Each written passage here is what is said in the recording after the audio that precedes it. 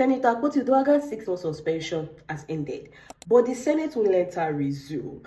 What is at play here?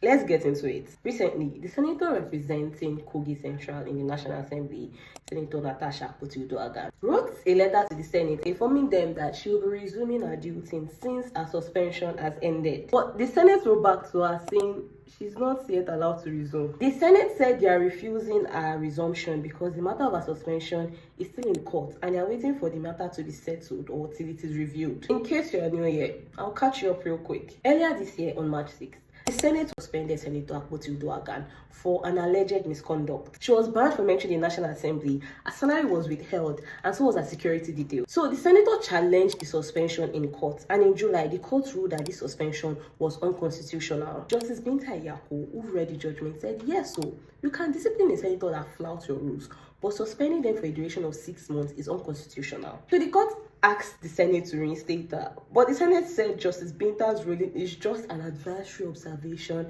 and it is not enforceable by law. It also said that Section 60 of the Nigerian Constitution empowers it to discipline its members. So the 6-month suspension stands. The Senate stood by its decision and refused the senator's entry into the chamber when she attempted to resume in that same July. Now that the suspension has officially gotten to a 6-month duration, the same Senate is saying they are waiting on the court's ruling. The Senate argument here defies logic. First, you say she has to serve the 6-month punishment. Now that the suspension is over, you are saying you are waiting on the court to conclude the process.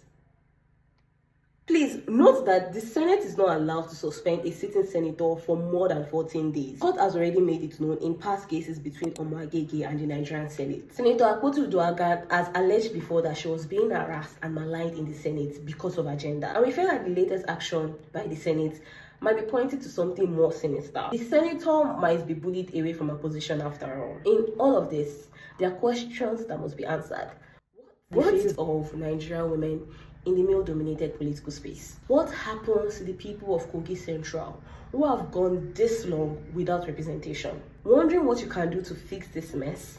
Speak up on social media, create petitions, sign petitions, and use your voice.